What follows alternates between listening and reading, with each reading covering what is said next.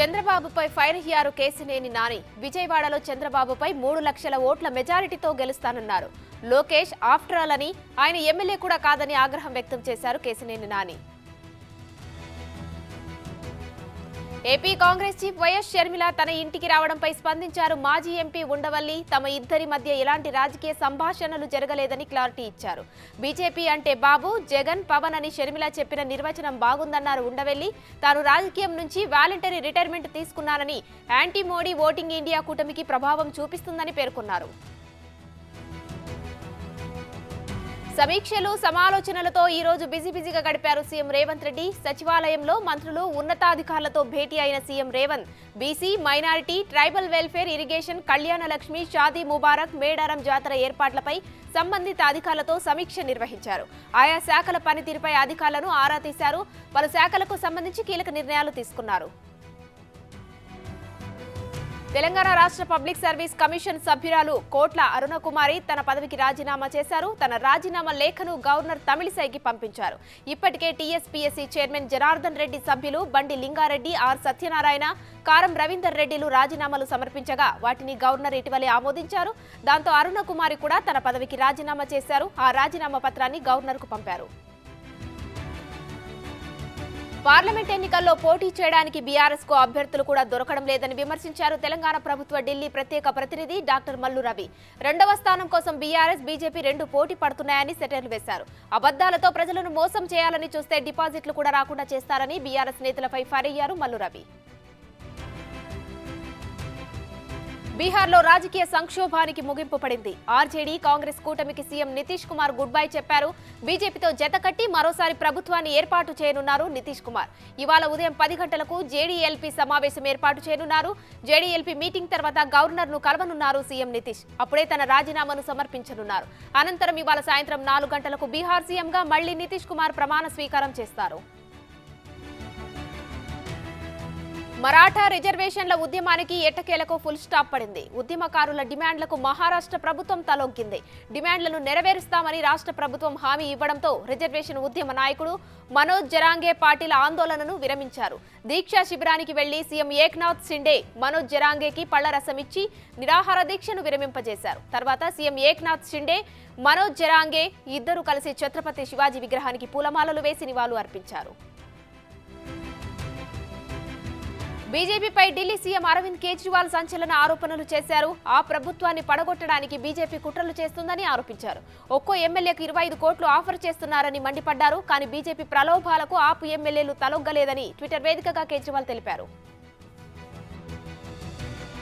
Governor quota ఎమ్మెల్సీలుగా నియమితులైన professor Kodandaram, Amir Ali ఖాన్లు సీఎం రేవంత్ రెడ్డిని కలిశారు. సచివాలయంలో మర్యాదపూర్వకంగా కలిసిన ఎమ్మెల్సీలు సీఎం రేవంత్ రెడ్డికి కృతజ్ఞతలు తెలిపారు.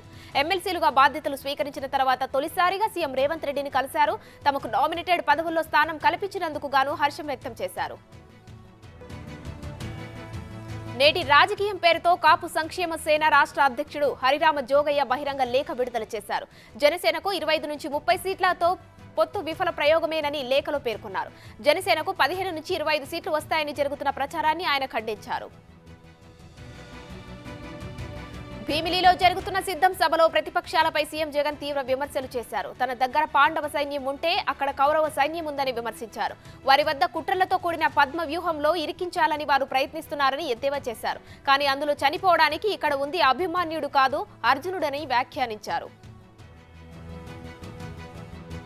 యశోద ఆసుపత్రి ఆధ్వర్యంలో అత్యాధునిక క్రిటికల్ కేర్ నెఫ్రాలజీపై అంతర్జాతీయ సదస్సును ప్రారంభించారు గవర్నర్ తమిళిసై. 3 రోజుల పాటు సాగే ఈ సదస్సుకు వివిధ దేశాల 30 మందికి పైగా నెఫ్రాలజిస్టులు హాజరయ్యారు. ప్రజల్లో మూత్రపిండాల వ్యాధులపై అవగాహన కల్పించడం, చికిత్స విధి విధానాలపై వైద్యులతో చర్చ, శిక్షణ ఇవ్వడం ఈ సదస్సు ముఖ్య ఉద్దేశమని తెలిపారు నిర్వాహకులు.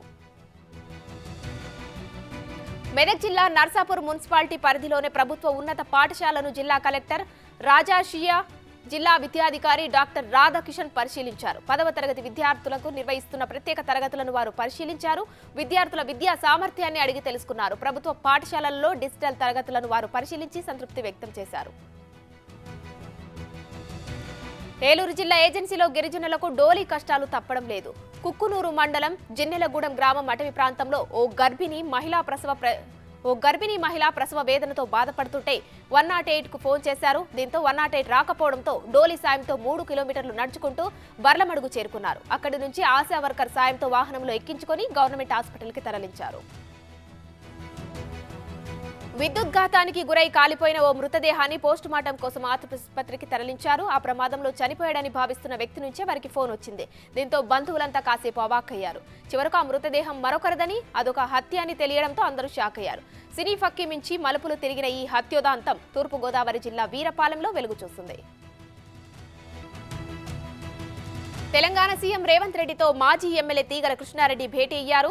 సచివాలయంలో రేవంత్ ను కలిసిన కృష్ణారెడ్డి ఆయనకు అభినందనలు తెలిపారు. రాష్ట్ర అభివృద్ధిపై ఇరువురి మధ్య చర్చలు జరిగినట్లు తెలుస్తోంది. ఈ సమావేశంలో మంత్రులు సీతక్క, పొన్నం ప్రభాకర్, కొండా సురేఖ, పొంగులేటి శ్రీనివాసరెడ్డి తదితరులు పాల్గొన్నారు. హెచ్ఎండిఏ మాజీ డైరెక్టర్ శివబాలకృష్ణ అవినీతి గురించి ఏసీబీ రిమాండ్ రిపోర్టులో కీలక విషయాలను వెల్లడించింది. విల్లాలు, భారీగా నగదు, ప్లాట్లు ఉన్నట్టు పేర్కొన్నారు. 51 లక్షల విలువైన 4 కార్లు, 99 లక్షల నగదు సీజ్ చేసినట్టు తెలిపింది. ఇంకా బినామీల పేర్లతో ఉన్న ఆస్తులపై ఆరా తీయాల్సి ఉందని అధికారులు తెలియజేశారు. కేంద్ర మంత్రి అమిత్ షా తెలంగాణ టూర్ రద్దు అయింది. బీహార్లో జరుగుతున్న రాజకీయ పరిణామాల నేపథ్యంలో ఆయన పర్యటన రద్దు చేసుకున్నట్టు సమాచారం. రేపు కరీంనగర్లో పార్టీ కార్యకర్తలతో సమావేశం కావాల్సి ఉండగా చివరి క్షణంలో ఈ పరిణామం చోటు చేసుకుంది. కడప జిల్లా కమలాపురంలో నియోజకవర్గ స్థాయికి చేరుకున్న ఆడుదాం ఆంధ్ర క్రీడా పోటీలు రసాభాసగా మారాయి. సచివాలయ మండల స్థాయిలో పాల్గొనని ఆటగాళ్లు నియోజకవర్గ స్థాయి పోటీలలోకి రావడంతో గుర్తించిన స్థానిక ఆటగాళ్లు అభ్యంతరం తెలిపారు. దీంతో తాత్కాలికంగా ఆటల పోటీలను నిలిపివేశారు. వైద్యుల నిర్లక్ష్యం కారణంగా సింధు అనే బాలింత మృతి చెందిన హృదయ విదారక సంఘటన కొత్తగూడెం ప్రభుత్వ మాతా శిశు కేంద్రంలో జరిగింది. బాధిత కుటుంబ సభ్యులను శాసనసభ్యులు కూనంనేని సాంబశివరావు పరామర్శించి ఓదార్చారు. సింధు మృతికి కారకులైన వైద్యులు, ఆసుపత్రి సూపరింటెండెంట్పై చర్యలు తీసుకుంటామని హామీ ఇచ్చారు. యాదాద్రి భువనగిరి జిల్లా చౌటుప్పల్ మున్సిపాలిటీ పరిధిలోని Telangana state model school annual day celebrations లో పాల్గొన్నారు మునుగోడు ఎమ్మెల్యే కోమటిరెడ్డి రాజగోపాల్ రెడ్డి. ముందుగా యాన్యువల్ డే కార్యక్రమానికి వచ్చిన ఎమ్మెల్యేకి విద్యార్థులు, టీచర్లు ఘన స్వాగతం పలికారు. ఈ సందర్భంగా చదువుకొని ఉన్నత స్థానాలకు ఎదిగి సమాజం కోసం మంచి చేయాలంటూ విద్యార్థులకు సూచించారు. ఎమ్మెల్యే అభ్యర్థి విజయరాజుకి నిరసన సెగ తగిలింది. ఏలూరు జిల్లా జగ్గారెడ్డిగూడెం మండలం వేగవరంలో చింతలపూడి ఎమ్మెల్యే అభ్యర్థి విజయరాజు పర్యటించారు. ఆ గ్రామంలో తన గ్రామంలో సరైన రోడ్డు సదుపాయం లేదని నిలదీశారు. మా ఓట్లు కావాలి కానీ మాకు రోడ్లు వేయరంటూ ప్రశ్నించారు. తెలంగాణలో అతిపెద్ద గిరిజన పండుగ అయిన మేడారం సమ్మక్క సారక్క జాతర పోస్టర్లను సీఎం రేవంత్ రెడ్డి ఆవిష్కరించారు. జాతర ఏర్పాట్లకు ప్రత్యేక నిధులను కేటాయించినట్లు రేవంత్ రెడ్డి పేర్కొన్నారు. భక్తులకు ఎటువంటి ఇబ్బందులు కలగకుండా సకల సదుపాయాలు కల్పించాలని అధికారులకు ఆయన సూచించారు. ఈ కార్యక్రమంలో మంత్రులు సీతక్క, కొండా సురేఖ, పొంగులేటి శ్రీనివాసరెడ్డి తదితరులు పాల్గొన్నారు. నెల్లూరులో కాంగ్రెస్ చీఫ్ షర్మిల ఫ్లెక్సీల తొలగింపుపై వివాదం చెలరేగింది. మైపాడు గేటు, శెట్టిగుంట రోడ్డు ప్రాంతంలో షర్మిల స్వాగత ఫ్లెక్సీలు కార్పొరేషన్ సిబ్బంది తొలగించారు. విషయం తెలుసుకుని ఘటనా స్థలానికి వెళ్లిన కాంగ్రెస్ నేతలు ఆందోళన చేపట్టారు. కాంగ్రెస్ అంటే ఎందుకంత భయమంటూ ప్రభుత్వంపై విమర్శలు చేశారు. వైసీపీ ఫ్లెక్సీల గురించి కమిషనర్ ఎందుకు పట్టించుకోరని ప్రశ్నించారు. గవర్నర్ కోటాలో ఎమ్మెల్సీలుగా ప్రొఫెసర్ కోదండరాం, అమీర్ అలీ ఖాన్ నియామకమయ్యారు. దీనికి సంబంధించిన అధికారిక ఉత్తర్వులను రాజ్భవన్ వర్గాలు విడుదల చేశాయి. 2 రోజుల క్రితం గవర్నర్ కోట ఎమ్మెల్సీలుగా ప్రొఫెసర్ కోదండరాం, అమీర్ అలీ ఖాన్ నియామకాన్ని గవర్నర్ తమిళిసై ఆమోదించారు. రంగారెడ్డి జిల్లా ఇబ్రహీపట్నం మండల పరిధిలోని గ్రామాల్లో పలు అభివృద్ధి పనులకు శంకుస్థాపన చేశారు ఇబ్రహీపట్నం ఎమ్మెల్యే మాల్రెడ్డి రంగారెడ్డి. ఈ కార్యక్రమంలో ఎమ్మెల్యేతో పాటు గ్రామ సర్పంచ్లు, పలువురు అధికారులు, కాంగ్రెస్ పార్టీ కార్యకర్తలు పాల్గొన్నారు. సీఎం జగన్ పై ఏపీ కాంగ్రెస్ అధ్యక్షురాలు వైఎస్ షర్మిల విమర్శలు గుప్పించారు. ప్రకాశం జిల్లా పర్యటనలో భాగంగా దివంగత నేత వైఎస్ రాజశేఖర్ రెడ్డి నిర్మించిన గుండ్లకమ్మ ప్రాజెక్టు గురించి ఆమె మాట్లాడారు. ఈ సందర్భంగా మెయింటెనెన్స్ లేక ప్రాజెక్టు గేట్లు కొట్టుకుపోయాయని ఆరోపించారు. ప్రాజెక్టు మెయింటెనెన్స్ చేయని మీరు వైఎస్ఆర్ వారసులు ఎలా అవుతారని జగనన్నను ఎద్దేవా చేశారు. మేడారం జాతర పనులకు ఈ నెల 31 వరకు ప్రభుత్వం డెడ్లైన్ విధించింది. గడువులోగా పనులు పూర్తి చేయాలని ఆదేశాలు జారీ చేశారు. 300 సీసీ కెమెరాలతో జాతర ప్రాంగణం పర్యవేక్షిస్తున్నట్లు మంత్రి సీతక్క తెలిపారు. కమాండ్ కంట్రోల్ రూమ్ ను మంత్రి పరిశీలించారు. భారత మాజీ ఉపరాష్ట్రపతి వెంకయ్య నాయుడుకి సినీ నటుడు చిరంజీవి శుభాకాంక్షలు తెలిపారు. పద్మ విభూషణ్ పురస్కారానికి ఎంపికైన సందర్భంగా వెంకయ్య నాయుడుని కలిసి పుష్పగుచ్చమిచ్చి అభినందనలు తెలిపారు. కొన్ని సంతోషకరమైన విషయాలను ఆయన పంచుకున్నారు. తమను తిరిగి సర్వీసులోకి తీసుకోవాలని కోరుతూ సర్వీస్ రిమూవల్ హోంగార్డులు సీఎం రేవంత్ ని కలవడానికి ఆయన నివాసానికి వెళ్లారు. గతంలో సీఎం కేసీఆర్, మంత్రి కేటీఆర్ కు తమ సమస్యలు చెప్పుకుందామంటే కనీసం అపాయింట్మెంట్ కూడా ఇవ్వలేదని అన్నారు. సీఎం రేవంత్ రెడ్డిని ప్రజావాణిలో కలిసి తమ సమస్యలు వివరించామని, ఆయన సానుకూలంగా స్పందించారని, అందుకు సీఎంను కలవడానికి వచ్చామని వారు తెలిపారు. తిరుమల శ్రీవారి దర్శనానికి భక్తులు పోటెత్తారు. వరుస సెలవులు కావడంతో శ్రీవారి దర్శనానికి భక్తులు క్యూ కట్టారు. భక్తులు భారీగా వస్తుండటంతో ఉదయం 8 గంటలకే 3000 సర్వదర్శన టోకెన్లు టీటీడీ అధికారులు జారీ చేశారు. టోకెన్ల జారీ కుదించడంతో భక్తులు ఇబ్బందులు పడుతున్నారు. కొత్తగూడెం పట్టణంలోనే సెయింట్ మేరీస్ స్కూల్లో 1950 నుంచి 2000 సంవత్సరం మధ్యలో చదువుకున్న పూర్వ విద్యార్థులు 50 సంవత్సరాల తర్వాత ఆత్మీయ సమ్మేళనం నిర్వహించారు. ఒకరొకరు యోగక్షేమాలు తెలుసుకొని చిన్ననాటి జ్ఞాపకాలను నెమరువేసుకున్నారు. తన చిన్ననాటి మిత్రులతో కలిసి ఆట పాటలతో జోష్ నింపుకున్నారు. తమకు ఇష్టమైన స్నేహితులకు కానుకలు ఇచ్చి పుచ్చుకున్నారు. ఖమ్మం జిల్లా మధిర నియోజకవర్గంలో డిప్యూటీ సీఎం మల్లు భట్టి విక్రమార్క పర్యటించారు. ఈ సందర్భంగా మధిర మండలం బయ్యారంలో 20 లక్షలతో నిర్మించిన పంచాయతీ బిల్డింగ్ ను ఆయన ప్రారంభించారు. త్వరలోనే 6 గ్యారంటీలను అమలు చేస్తామని ఈ సందర్భంగా డిప్యూటీ సీఎం తెలిపారు. అనంతపురం జిల్లా కొత్తూరు గ్రామంలో స్థానికులకు చిరుతపులి కనపడింది. ద్విచక్ర వాహనం లైట్లు వెలుతురుకు చిరుత సమీపంలోని అటవీ ప్రాంతంలోకి వెళ్లింది. దీంతో గ్రామస్తులు భయాందోళన చెందుతున్నారు. కాగా నిత్యం ఇలాంటి సమస్య ఎదుర్కొంటున్నామని, చీకటి పడితే పొలాల్లోకి చిరుతలు, ఎలుగుబంట్లు వస్తున్నాయని అన్నదాతలు ఆవేదన వ్యక్తం చేశారు. ఏలూరు జిల్లా ద్వారకా తిరుమల మండలం సత్తన్నగూడెంలో పెద్ద పులి సంచారం కలకలం రేపుతోంది. గ్రామ శివారు తోటల్లో పులి పాదముద్రలను గుర్తించిన రైతులు అటవీశాఖ అధికారులకు సమాచారం ఇచ్చారు. దీంతో సంఘటన స్థలానికి చేరుకున్న ఫారెస్ట్ అధికారులు పాదముద్రలు పరిశీలించి అవి పెద్ద పులి పాదముద్రలుగా నిర్ధారించారు. పులి పాదముద్రలు కలకలం రేపుతున్నాయి. గుడివాడ టీడీపీ ఇన్ఛార్జ్ వెనికండ్ల రాము ఆధ్వర్యంలో 13వ వార్డులో బాబు ష్యూరిటీ భవిష్యత్ గ్యారంటీ కార్యక్రమం నిర్వహించారు. టీడీపీ, జనసేన శ్రేణులు కలిసి ఇంటింటి ప్రచారం చేశారు. పేద కుటుంబాలకు 2 ఇస్త్రీ బళ్లు, 1 తోపుడు బండ్లను అందజేశారు. ఈ సందర్భంగా తనకు రాజకీయాల కంటే ప్రజలకు మేలు చేయడమే ముఖ్యమన్నారు రాము. బీజేపీ, వైసీపీ, జనసేన పార్టీలు రాయలసీమకు తీరని ద్రోహం చేశాయని రాష్ట్ర Congress media committee chairman Tulasireddy ఆరోపించారు. కడపలో ఆయన మీడియాతో మాట్లాడారు. రాయలసీమ ప్రధాన ప్రాజెక్టుల కోసం కాంగ్రెస్ ప్రభుత్వం ఎక్కువ ఖర్చు చేసిందన్నారు. టీడీపీ, వైసీపీ ప్రభుత్వాలు ఒక్క పైసా ఖర్చు చేయలేదని ఆయన ధ్వజమెత్తారు. ఈ నెల 29న జిల్లాలో షర్మిల పర్యటించనున్నారని తెలిపారు. తెలంగాణ సీఎం రేవంత్ రెడ్డిని హీరో వెంకటేష్ మర్యాదపూర్వకంగా కలిశారు. వెంకటేష్ తో పాటు నిర్మాత సురేష్ బాబు సీఎం రేవంత్ రెడ్డిని కలిసి శుభాకాంక్షలు తెలిపారు. ఈ సందర్భంగా పలు అంశాలపై చర్చించారు. విశాఖ ఉత్తర నియోజకవర్గంలో ఎన్నికల ప్రచారం ప్రారంభించారు. బీజేపీ నేత విష్ణుకుమార్ రాజు అధికారికంగా బీజేపీ అభ్యర్థిగా ప్రకటించకపోయినా సమయం తక్కువగా ఉండడంతోనే ఎన్నికల ప్రచారం మొదలు పెట్టానని విష్ణుకుమార్ రాజు తెలిపారు. బీజేపీ, జనసేన నాయకులు, కార్యకర్తలు ప్రచారంలో పాల్గొన్నారు. అన్నమయ్య జిల్లా పీలేరు సభలో TDP chief Chandrababu AP CM Jagan పై ఘాటు విమర్శలు చేశారు. జగన్ కౌంట్ డౌన్ మొదలైందని తెలిపారు. ప్రజా కోర్టులో వైసీపీని శిక్షించే సమయం దగ్గర పడిందన్నారు. ఎన్నికలు వచ్చినప్పుడే జగన్ ప్రజల్లోకి వస్తున్నారని విమర్శించారు. జగన్ కౌంట్ డౌన్ మొదలైందన్నారు. యార్లగడ్డ వెంకట్రావు ఆధ్వర్యంలో కృష్ణా జిల్లా గన్నవరం టీడీపీ కార్యాలయంలో టీడీపీ, జనసేన నాయకులు, కార్యకర్తలు నిరసన దీక్ష చేపట్టారు. టీడీపీ నాయకులపై వైసీపీ నాయకులు చేసిన దాడిని ఖండిస్తూ ఆందోళన చేపట్టారు. పోలీసులు అధికార పార్టీ తొత్తులుగా మారారని, తక్షణమే నిందితులను అరెస్టు చేయాలని యార్లగడ్డ డిమాండ్ చేశారు. ఎన్టీఆర్ జిల్లా విజయవాడ పశ్చిమ నియోజకవర్గంలో కేశినేని ఫౌండేషన్ ఆధ్వర్యంలో మెడికల్ క్యాంపు నిర్వహించారు. ఈ కార్యక్రమంలో కేశినేని చిన్ని పాల్గొన్నారు. ఈ సందర్భంగా జనసేన, టీడీపీ ఉమ్మడి అభ్యర్థిని గెలిపించుకొని చంద్రబాబు నాయుడుకి గిఫ్ట్ ఇస్తామన్నారు. వైసీపీ ప్రభుత్వం ప్రజల్లో వ్యతిరేకత ఉందన్నారు. బీఆర్ఎస్ ప్రభుత్వ నిర్వాహకంతో జీహెచ్ఎంసీలోని కాంట్రాక్టర్లు రోడ్డున పడాల్సి వచ్చింది. చేసిన పనులకు గత ప్రభుత్వం బిల్లులు చెల్లించకపోవడంతో సరూర్ నగర్ జీహెచ్ఎంసీ కార్యాలయం ఎదుట ధర్నాకు దిగారు కాంట్రాక్టర్లు.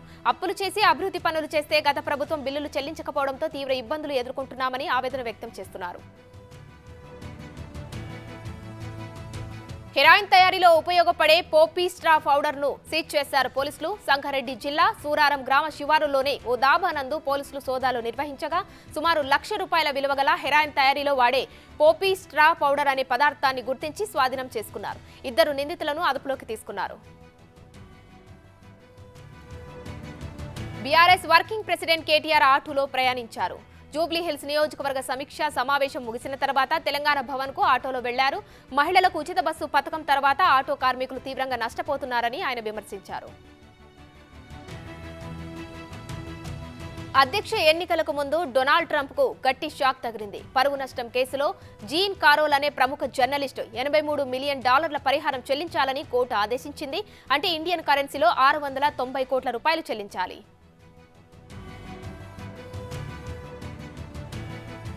మాన్హట్టాన్లోని 1990లలో మాన్హట్టాన్లోని ఓ స్టోర్లోని డ్రెస్సింగ్ రూమ్లో ట్రంప్ తనపై అత్యాచారం చేశారని what do we need men for a modest proposal అనే పుస్తకంలో కారోల్ రాసుకొచ్చారు. దీన్ని జూన్ 2019లో న్యూయార్క్ మ్యాగజైన్ ప్రచురించింది.